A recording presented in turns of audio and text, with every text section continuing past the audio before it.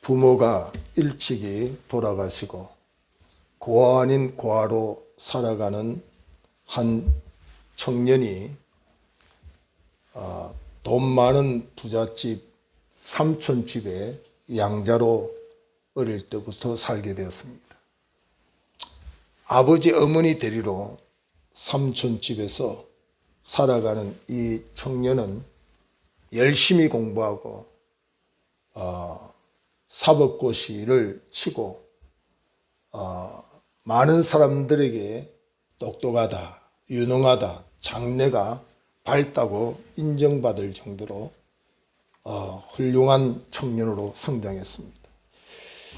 좋은 사람을 만나서 결혼을 하려고 하는데 이 삼촌에게 허락을 받아야 되는데 삼촌이 그 자매를 별로 신통치 않게 여깁니다. 그래서 결혼을 하기가 굉장히 어려운 상태입니다.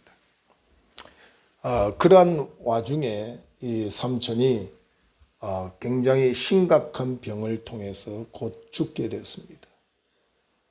죽음 앞에서 삼촌이 이런 이야기를 합니다. 내가 곧 죽게 됐는데 너는 내 하나밖에 없는 아들이고 너는 내게 이 많은 유산을 잘 선용하고 세상을 지혜롭게 살아다오 하며 그 유산을 남기게 되면서 곧 죽게 되지만 그동안 내가 반대했던 그 자매와 더불어서 결혼해서 잘 살기를 원한다. 평소에 삼촌의 허락을 받지 못하고 결혼을 꿈을 꾸지 못하는 가운데서 마지막 죽음 전에 그 삼촌의 유언 같은 이야기를 들으니 얼마나 기쁘겠습니까? 얼마 후에 생각지도 못하게 삼촌의 죽음과 동시에 사법고시를 치고 그 고시에 합격 통보를 받습니다. 이 청년은 불행하게 태어나서 성장했다고 하지만 그 삼촌의 은혜를 통해서 훌륭한 청년으로 성장했고 자기가 원하는 아내와 결혼도 하게 되고 사법고시에 합격도 하고 또 그 많은 재산을 유산으로 받은 세상에서 이처럼 행운아가 어디 있겠습니까? 세상에 많은 사람들은 성공이라는 열차를 힘겹게 매달려 가고 있습니다. 모든 이들이 성공이 어디 있느냐? 이 성공을 향하여서 수단 방법을 가리지 아니하고 애쓰고 수고하는 것은 사실입니다. 그런데 이 성공의 열차를 탄 이들이 다 성공하면 얼마나 좋겠습니까? 그러나 성공하는 자보다도 실패하는 자가 더 많고 많은 사람들의 입술의 고백 속에는 인생을 실패했다. 내 삶은 실패의 연속이다. 내가 원하는 성공은 전혀 내게 돌아오지 않았다고 하는 그런 안타까움의 고백들을 많이 합니다. 이 땅에서 솔로몬만큼 많은 것을 소유하고 누린 사람도 없잖아요. 자기 눈으로 보고 싶은 것을 금한 적이 없고 자기 마음으로 하고 싶은 것을 금한 적이 없는 자기 마음대로 다 누렸던 사람. 그 사람의 인생 말년의 고백이 헤아리는 새 것이 없고 모든 것이 헛되고 헛되며 헛되다고 하는 고백을 했습니다. 많은 것을 누렸다. 많은 것을 하고 싶은 것을 다 했다고 해서 반드시 그 사람이 성공했다는 말도 아니고 세상에서 부러워하는 많은 것을 가지고 그 혜택을 잊고 살았다고 해서 그 사람이 성공했다고 말하고 있지 않는 걸 보면 오늘 우리는 이 성경 본문을 통해서 어떤 사람이 성공한 사람이며 어떤 사람이 실패한 사람일까? 오늘 이 성경 본문을 통해서 특히 우리 신앙인은 이 불신자, 믿음을 갖지 않는 사람들이 보는 성공이나 실패와는 좀 다르다는 부분을 우리가 찾아서 보아야 됩니다. 벽산그룹의 김인덕 장로님은 그의 평생에 이런 말을 많이 했습니다. 남보다 뛰어나기를 원하면 남보다도 더 열심히 살아야 된다. 남과 똑같이 해서는 남 위에 설 수 없다. 그분이 말씀하시는 것이 생활 속에 많이 우리는 적용될 수밖에 없습니다. 뭔가 남들보다 뛰어난 사람은 반드시 열심히 했고 반드시 남들과 똑같이 해서 남 위에 선 사람은 없습니다. 피나는 노력, 자기 나름대로 최선을 다했던 그 삶의 흔적이 있는 사람을 보면서 성공한 사람은 뭔가 다르다, 그런 이야기들을 하는 경우들이 많습니다. 성공한 사람을 저 나름대로 몇 가지로 정리를 해보니까 분명한 목표가 있더라. 분명한 목표가 있어요. 자기 목표가 우왕좌왕하고 세웠다가 무너뜨리는 그런 목표 말고 정확한 목표, 정말 삶의 어떤 순간에도 놓치지 않는 그 목표, 그것을 오늘 우리가 잘 아는 바울 사도는 사도행전 20장 24절에 이렇게 표현합니다. 내가 달려갈 길과 주 예수께 받은 사명 곧 하나님의 은혜의 복음을 증언하는 일을 마치려 하면은 나의 생명조차 조금도 귀하지 아니하겠느라, 그렇게 말하고 있습니다. 그러니까 자기 생명을 투자할 정도로, 자기 생명을 투자해서도 아까워하지 않는 목표. 여러분, 이 땅에서 사랑을 하면 내 생명도 아깝지 아니할 정도, 이 사랑을, 그 사람을 위해서 내가 내 생명을 투자할 정도로 사랑할 수 있는 사람을 만났다. 그러면 그 사람은 참 대단한 사람입니다. 근데 우리 신앙인이 이 복음을 깨닫고 난 뒤에 주를 위하여 내 생명도 조금도 아깝지 않다, 내 생명을 투자해도 조금도 아깝지 않고 후회하지 않는다, 그런 신앙의 철정이 우리 신앙생활 속에 있어야 된다는 거죠. 근데 이 사람이 정확한 목표를 가지는데 어떤 목표냐면은 주 예수께 받은 사명, 나의 달려갈 길, 나의 달려갈 길. 사람마다 다 저마다의 길이 있는데 본인이 달려갈 길, 정확한 목표, 주 예수께 받은 사명. 오늘 이것이 신앙 안에 저와 여러분이 깨달아야 되고 그것이 우리의 목표가 되어져야 된다는 겁니다. 그래서 우리 신앙생활은 단거리 경주하듯이 출발, 스타트만 잘하면 우리는 승리한다는 보장이 없어요. 이 단거리 경주는 스타트가 굉장히 중요하잖아요. 땅 하는 순간에 빨리 달릴 수 있는 그 사람이 승리할 그런 확률이 많죠. 그러나 우리 인생을 단거리로 비유하지 않고 장거리로 비유하고 있잖아요. 장거리. 어쩌면 마라톤이라고 말하기도 하죠. 그러니까 처음 스타트를 빨리 끊고 빨리 달린다고 해서 반드시 그 사람이 성공한다는 말은 없습니다. 그리고 세상에서는 최고 1등만을 인정하지만은 신앙생활에는 1등만을 인정하지 않습니다. 신앙생활에는 완주하는 거. 여러분, 그 장거리 마라톤 경주에 나가면은 끝까지 완주한 사람에게는 다 메달을 줍니다. 우리 신앙생활도 마찬가지입니다. 이 완주하는 게 굉장히 중요합니다. 때로는 포기하고 싶고 낙심절망에 좌절할 수밖에 없지만 끝까지 인내하고 정확한 자기 목표를 가지고 그 목표를 향해서 다름질하는 게 중요하다는 거죠. 오늘의 내 모습을 보면 나의 목표와는 전혀 상관없는 자리에 있을 수 있습니다. 오늘의 내 모습을 보면 내가 목표한 것과 너무 멀어져 있어서 도저히 내 목표를 이룰 수 없다고 포기하고 싶을 때도 있습니다. 그러나 정확한 목표가 분명히 우리에게 있어야 돼요. 주께서 우리에게 위에서 부르신 상을 위하여 오직 어디까지 이르렀든지 그대로 달려가는 중심이 필요하다는 이야기입니다. 그래서 갈라디아서 6장 9절에 우리가 선을 행하되 낙심하지 말지니 포기하지 아니하면 때가 이름에 거두리라. 이 포기하지 않는, 많은 신앙생활하는 사람들이 중도하찮은 사람이 많아요. 코로나 때문에, 경제 위기 때문에, 여러 가지 개인사, 가정사, 각가지 문제의 이유와 변명을 두고 자기 목표를 잃어버리고 자기 사명을 잃어버리고 중도하찮은 사람이 많아요. 우리 신학교 동기 중에 한 분이 개척을 했어요. 한 몇 년 하니까 그렇게 희망차게 했던 개척교회가 잘 안 되잖아요. 자기는 개척을 시작하면은 뭐 갑자기 막 수십 명, 수백 명 막 몰려올 줄 알았는데 그렇게 안 되잖아요. 근데 이 개척을 하다 보니까 사람들이 참 무시하는 경우들이 많이 생겨가지고 그 자존심 강한 자기가 견딜 수 없는 거예요. 내가 저런 사람한테 무시를 당해. 내가 그래도 이런 사람인데. 그래서 그 친구가 이런 생각을 했습니다.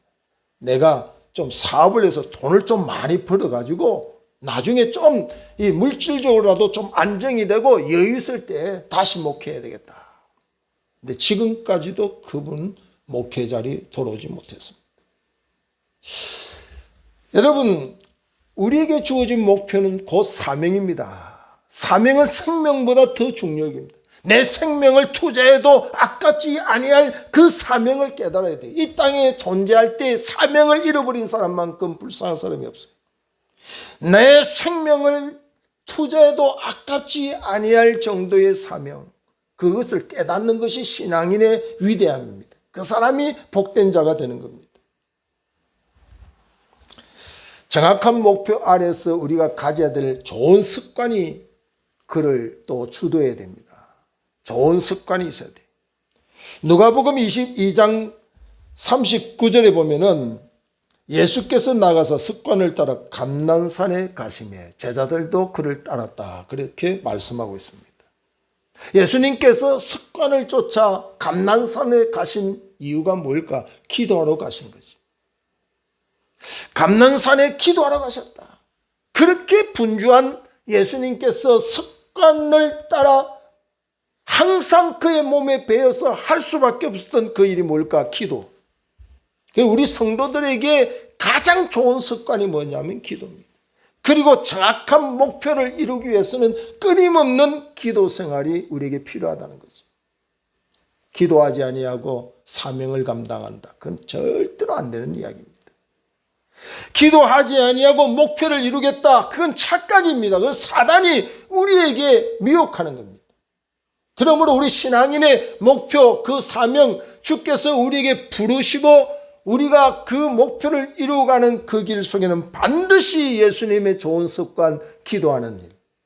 예수님은 어떤 기도를 했어요? 땀방울이 핏방울이 되도록. 사력을 다한 기도입니다. 그냥 어설프게 한 기도가 아니에요. 그냥 언제 때 맞춰가지고 시간 되면 하는 기도가 아니에요. 언제 뭐 특별하게 뭐 특세한다고 특별한 시간에 새벽에 나와서 기도하는 그런 정도의 기도가 아니라 습관을 쫓아서 자기의 삶 자체가 자연스럽게 몸에 배인 기도를 예수님은 일생을 하셨어요.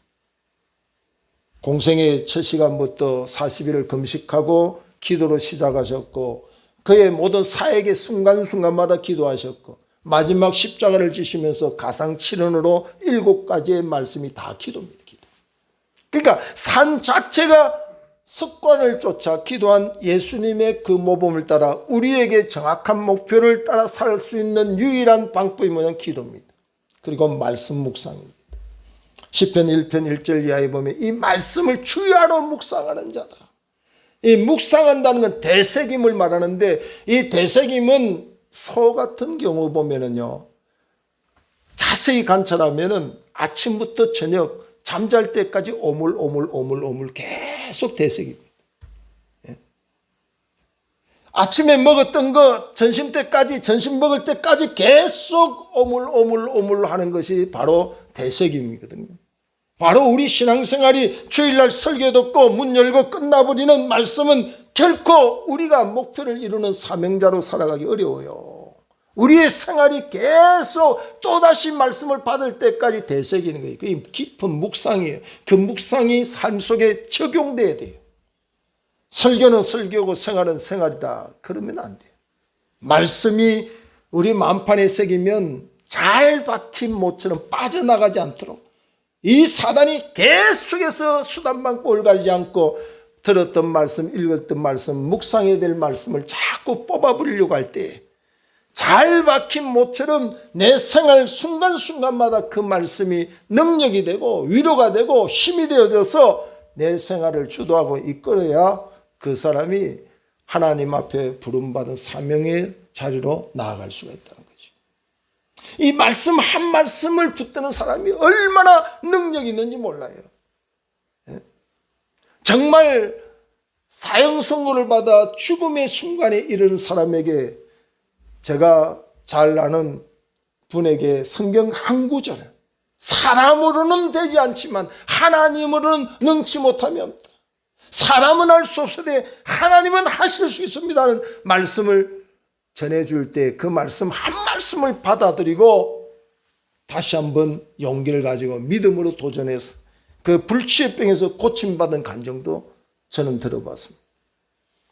오늘 이 시간에 이 분주하고 이 귀한 시간에 여러분에게 주어진 이 말씀 한 말씀이 여러분에게 능력이 되고 여러분이 주께로부터 받은 사명 그 목표를 향하여 다름질하는데 좋은 습관처럼 여러분 삶에 자리 잡기를 주의 이름으로 축원합니다.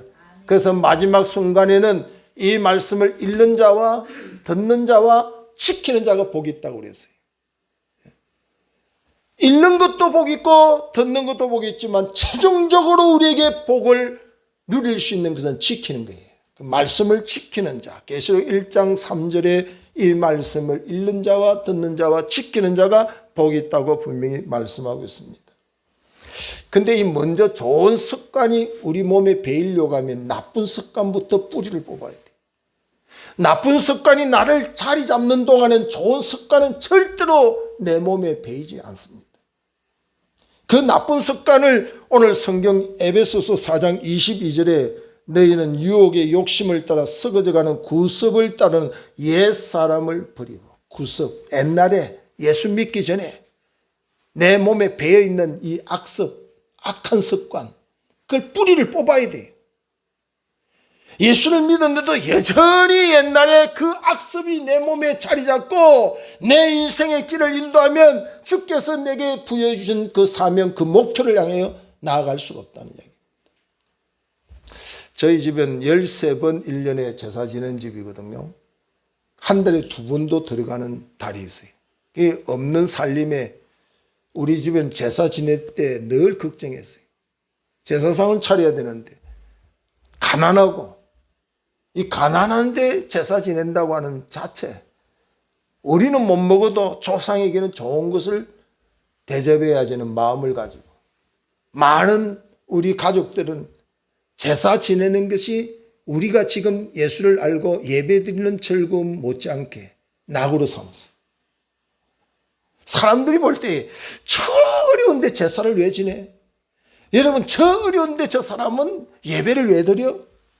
알지 못할 때는 그렇게 말할 수 있죠. 그러니까 우리는 예수를 알지 못한 우상 섬기는 집안이다 보니까 제사 지내는 게 낙이었어요. 그것이 행복이었어요. 근데 우리 친척 가족들이 제사 지낼 때 되면 이리저리 다 모이는데 처음에는 굉장히 화목합니다. 막 인사도 하고 예의도 깍듯이 하는데 제사 지낼 때 항상 술이 따라와요. 그럼 술을 어느 정도 먹으면 그때부터 완전히 이것이 문제가 생겨요. 위아래도 없고 서로 불평하고 원망하고 막 그냥 저주하면서 싸우는데 제가 어릴 때부터 그런 광경을 보고 자랐거든요. 제사 오늘도 전쟁 나는 날이구나. 제사 지내구나. 오늘도 문제 있는구나. 항상 긴장할 수밖에 없는 제사. 그렇게 낙이 되고 그렇게 행복이 된다고 말하면서 제사 지낼 때마다 우리 모든 일가 친척들은 모이면 다 싸워요. 제가 우리 예수를 믿고 우리 조카들에게, 제가 막내거든요. 우리 형님, 큰형님은 아버지 뻘이 될 정도로 아주 터울이 길죠. 그러니까 우리 조카들이 뭐 지금 다 60이 넘은 조카들인데 그 조카들을 제가 예수 믿게 해서 전도를 다 했어요. 지금 장로가 되어 있고 다 그렇게 되어 있어요. 근데 내가 한 번은 불러서 그 이야기를 했어요. 우리 집에 제사 지내다 보면 너희들도 보다시피 위아래도 없이 처음에는 좋았는데 계속 그냥 싸우고 이 문제의 투성인 이것을 우리 대까지, 우리까지도 이어가서는 안 되겠지. 예수를 믿고 우리는 깨달았으니까 제사 없애고 다시는 술도 먹지 말고 좀 좋지 못한 이런 모든 악습을 끊는 일이 우리 대해서 끊자. 마치 우리 조카들이 제 이야기를 잘 받아들여가지고 그때부터 하루아침에 제사 안 드린다고 하는 게 어렵습니다. 뭐 여러 가지의 갈등과 정말 어려움이 있었지만 하나하나씩 제사상을 이렇게 얻고 그렇게 오늘 제사 안 지내고 우리가 처음에는 또 예배를 드리다가 막 그렇게 했어요. 지금 와서 너무 좋은 거예요. 계속해서 그 악습을 끊지 못했다고 한다면 대대에 그 무슨 유산을 남기겠습니까? 제가 잘 알고 있는 집안에 굉장히 참 사회에서도 저명인사의 집안인데 그 아버지는 주식에 그냥 몸이 완전히 갔어요. 그러니까 잘 아는 그 큰아들은 아버지를 보면 아버지라는 소리도 하기 싫은 거예요. 그 주식한다고 완전히 집안을 다 망쳐버린 상태라 아버지가 완전히 아버지가 아니라 원수같이. 근데 어느 날 보니까 그 아들이 대기업에 취직하고 1년도 안 된 사이에 부모 모르게 주식을 해가지고 완전히 망한 상태.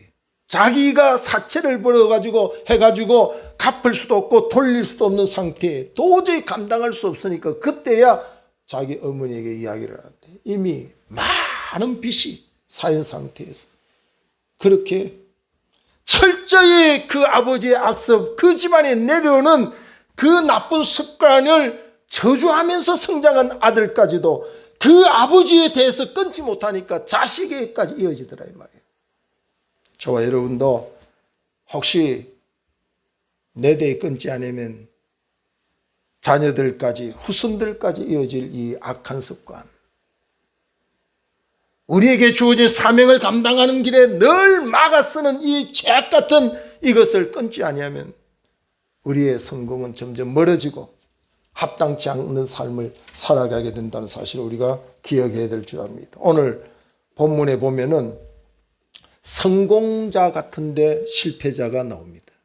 사람이 볼 때, 우리가 볼 때에 또 실패자 같은데 성공자가 나옵니다. 이 두 사람이 나오는데 부자와 거지 나사라고 나옵니다. 우리 인간적으로 볼 때는 부자는 반드시 그 사람은 성공자 같아요. 누가 뭐래도 성공자 같아. 그런데 성경은 그 사람을 성공자라 말하지 않고 실패자다.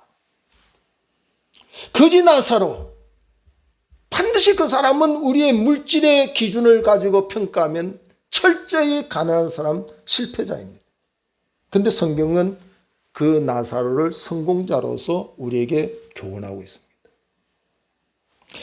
자, 여기에 19절을 보면은 이 성공자 같으나 실패자인 이 사람에 대하여 이렇게 표현합니다. 한 부자가 있어. 그 사람은 부자입니다. 부자이기 때문에 실패자다 이런 말은 아닙니다. 잘 들어봐야 됩니다.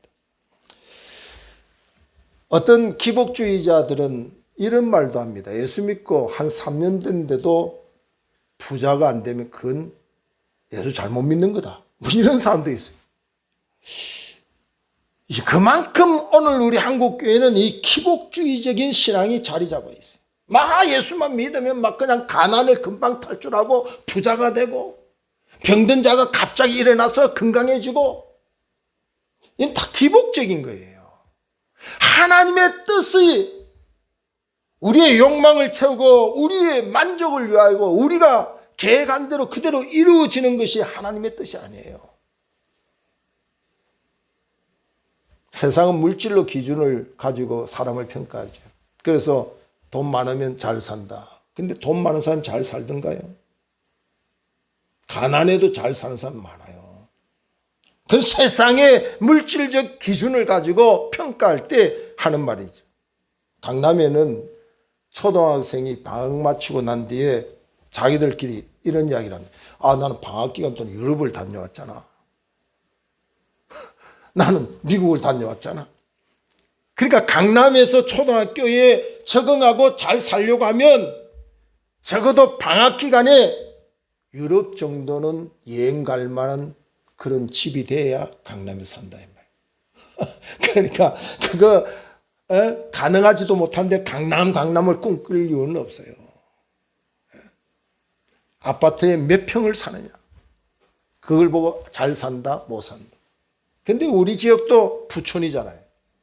제가 우리 지역을 보면서 잘 산다고 하는 말을 저는 하고 싶지 않아요. 물질이 많아 잘 산다고 하는 세상적인 관점은 그렇게 평가할 수 있지만 뚜껑을 열어보니까 수없이 잘못 사는 사람들이 많이 살고 있는 곳이 강남이고 오늘 우리 지역도 그렇습니다. 뚜껑을 열어보면 가족이 원수가 되어 있고 철저히 사회 속에서 낙오되어 사는 그런 사람들 많습니다. 근데 이 부자로서 끝난 게 아니라 이 사람에게 드디어 이렇게 표현하고 있습니다. 한 부자가 있어 자색 옷과 고운 베옷을 입고 날마다 호화롭게 즐기더라. 여러분, 날마다 연락할 수 있는 사람은요, 그것도 건강해야 할 수 있어요. 여러분, 여행 가는 사람도 건강 안 하면, 그래서 노세 젊어서 노세, 이 세상 사람이 하는 말도 좀 일리는 있어요. 늙어서 여행 가려고 하면 힘들어서 못해. 그래서 젊어서 노세, 늙으면 못 논다 이 말이에요. 늙으면 못 논다. 여행 가도 다른 젊은이들이 앞서가면 따라가지도 못하고 오히려 방해거리가 돼서 안 된다. 근데 이 부자가 한 번씩 연락하고 한 번씩 호화로운 파티를 낸 게 아니라 날마다 호화로운 연락의 삶을 살았다고 하는 것은 건강했다는 말도 받쳐주기도 하고 또 이렇게 사는 것이 얼마나 푸른 삶이에요. 매일 눈 뜨면 돈 걱정하는 우리하고 매일 눈 뜨면 화롭게 그의 삶을 연락하고 사니까 이 사람을 누가 실패자라고 말하겠어요. 거기다가 28절에 보면은 이렇게 표현하면 내 형제 5이 있으니 그들에게 정언하게 하여 그들이 이 고통받는 곳에 오지 않게 하소서. 하나님의 뜻도 모르고 신앙도 모르고 내세도 모르고 자기 것으로 만족이 여기고 부자니까 잘 살았다 성공자라고 말하고 호화롭게 연락하고 매일 살았으니 나는 성공자라고 말하고 살았지만 결국은 죽음 이후에 그는 음부에 떨어져서 물 한 모금이 없어 가람을 이기지 못하고 고통스러워하며 자기 집 대문 앞에 거지 노릇 나사로를 통하여서 그 물을 한 방울을 도움을 받기를 원했던 사람. 잘 사는 게 무엇인지를 모르고 살았던 이 부자가 음부에서 하는 말이 내 형제 5이 있는데 그 형제에게 여기에 오지 않도록 복음을 좀 전해 주십시오. 이 모습을 보면은 형제와도 원수가 아니라 좀 화목했지 않나는 것을 추측할 수 있죠. 우리가 이 땅에 살면서 형제끼리 원수되어 있는 사람들이 얼마나 많아요. 근데 죽음의 그 음부에서 고통 중에도 그 형제를 생각하고 나는 모르고 여기 왔는데 그에게 이 복음 여기에 다시는 오지 않도록 예수의 복음을 전해 주십시오 하는 쉬운 말로 그렇게 부탁을 할 정도예요. 근데 30절에 이런 생각을 합니다. 이르되 그렇지 아니하니이다. 아버지 아브라함이여 만일 죽은 자에게서 그들에게 가는 자가 있으면 회개하리이다. 하나님의 뜻과 성경의 원리는 이 땅에서 주어진 기회에 주를 영접할 때 그 사람의 믿음을 보고 천국과 지옥이 결정되는데 이 부자는 음부에 내려가서 자기 생각을 해요. 이 진리를 역행하는 소리를 해요. 뭐라고 이야기하냐면 빨리 내 형제 5에게 복음을 전하면 그들이 예수를 믿고 내가 있는 곳에 오지 않을 테니까 제발 부탁합니다. 그럴 때에 아브라함이 이런 이야기를 합니다. 29절에 아브라함이 이르되 그들에게 모세와 선지자들이 있으니 그들에게 들을지니라. 그리고 26절에 그뿐 아니라 너희와 우리 사이에 큰 구렁텅이가 놓여 있어 여기서 너희에게 건너가고자 하되 갈 수도 없고 거기서 우리에게 건너올 수도 없게 하였느니라. 그러니까 이 구원과 멸망, 천국과 지옥의 그 상태는 마음대로 갔다 왔다 할 수 있는 것이 아니에요. 그 구렁텅이 사이 속에서 결코 믿으면 천국이고 믿지 않으면 지옥이라는 이 복음의 비밀에 대하여 음부에서도 모르는 거예요. 자기 생각만 가지고 있는 거예요. 땅에 있는 사람들이 전도하여도 되는데 그 전도해가지고는 우리 형제가 안 믿습니다. 만약에 죽은 나사로가 다시 내 형제에게 가서 복음을 전하면 우리 형제들은 다 구원받을 수 있습니다. 근데 성경은 그럴 수 없다는 이야기죠. 우리에게 주어진 이 생명의 구원이 우리의 죽음 이후에도 허락되지 않습니다. 우리의 살아있는 동안에 우리의 가까이 있는 이웃, 우리 형제에게 복음을 전한 기회라는 사실을 잊지 말아야 돼요. 여러분 119 차가 오면 모든 차량이 피해 줍니다. 생명이 중요하기 때문에 그 어떤 일에 급한 일이 있어도 다 길을 비켜줘서 생명을 살리고 하는 것처럼 오늘 이 땅에서 저와 여러분이 가장 중요한 일이 뭐냐면 영원 생명 얻는 이 복음 전하는 일이 가장 중요한 겁니다. 세상에 많은 것을 성공으로 착각하지만 부자가 되면 성공하고 호의호식하면 성공하고 건강하면 성공하고 다복하면 성공한다고 세상은 말하고 있지만 그러나 이 땅의 평가로 끝난다면 이 부자를 누가 실패자라고 말하겠어요? 우리의 최종적인 평가는 이 땅에서의 끝나는 평가가 아니라 저 무덤 저편 우리의 죽음 이후에까지 평가되는 그 평가가 최종적인 평가라는 사실을 기억해야 된다는 거예요. 그래서 웰빙도 중요하지만 웰다잉이라고 하는 우리의 죽음 이후에 우리의 모습이 어떻게 될까, 우리의 영혼의 문제가 어떻게 해결될까 하는 것이 더 중요하다는 사실을 기억해야 됩니다. 우리 스스로 생각 가운데 착각 가운데 돈이 있으면 뭐가 되겠지, 뭐 세상에 권력이 있으면 뭐가 되겠지 하는 이런 스스로의 생각과 착각 속에서 하나님의 뜻을 잊어버리고 주어진 기회를 잊어버리고 산다면 우리의 삶은 굉장히 후회하고 탄식할 수밖에 없다는 사실입니다. 자기의 부한 상태를 철저히 호의호식하고 연락하는 소리 때문에 자기 대문만 열면 굶주린 자기의 동료요 이웃인 나사로의 신음소리를 듣지 못하는 그런 부자, 그것은 하나님의 뜻이 아닙니다. 우리에게 불을 준 것은 자기만을 위하여 호의호식하고 누리라고 준 게 아니라 사명이라고 하는 것이 주어져 있어요. 그러니까 부자는 책임이 분명히 있어요. 가난한 자를 외면하는 것은 사명을 잃어버린 거예요. 지금 우리는 경제 파탄이 날 정도로 어려워서 눈물 짓고 한 끼의 양식을 위해서 고통스러운 우리 이웃이 지금 있습니다. 이 지구촌에는 우리나라처럼 새끼를 먹고 간식을 먹는 정도의 나라가 드뭅니다. 많은 사람들이 이 지구촌에 살지만 굶주려 있습니다. 한 끼의 양식을 먹지 못하고 며칠씩 금식 아닌 금식을 하고 사는 이들도 수없이 많습니다. 우리는 용돈처럼 한 끼를 내버리는 그 한 끼가 그들에게 주어지면 한 달 혹은 몇 달을 살 수 있는 물질을 우리는 함부로 사용합니다.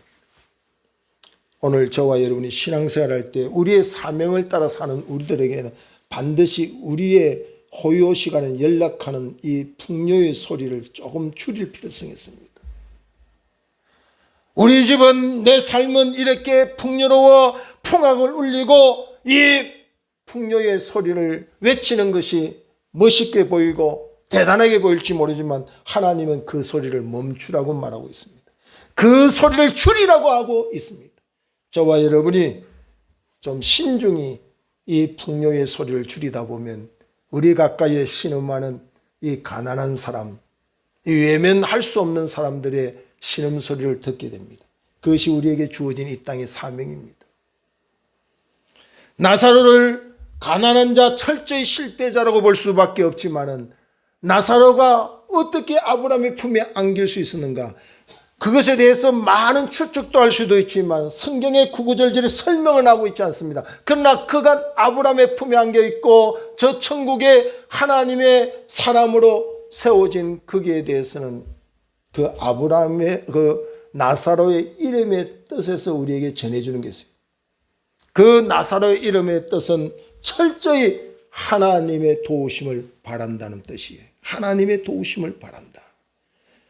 바로 하나님의 은혜를 알고 깨달은 성도, 정확한 목표를 가지고 저 천성을 향해 가는 사람은 매 순간마다 이 심령을 가져야 돼요.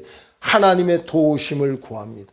하나님의 도우심만이 내 목표를 향하여 갈 수 있습니다. 주여, 이 손을 끝까지 잡아주십시오. 거만과 교만이 불쑥불쑥 올라올 수 있는 이 땅의 우리 현실 속에서 주의 손을 꼭 붙잡고 겸손하게 날마다 나를 쳐서 복종시켜 내 악습과 내 세상의 옛 사람이 살아나지 않도록 철저히 경건의 훈련 속에서 주님 앞에 나아가는 성도, 이 땅의 평가만이 다가 아니라 한 번 죽는 것은 정한이 주여 그 이유는 반드시 심판이 있다는 하나님의 절대 평가가 죽음 이후에 있다는 사실을 기억하고 영원한 보장을 받는 그 땅을 향하여 지금도 신음소리하는 많은 사람들에게 이 복음을 전가하고 정언하는 진정한 승리자가 되기를 주의 이름으로 축원합니다. 기도하겠습니다. 하나님의 은혜를 감사합니다.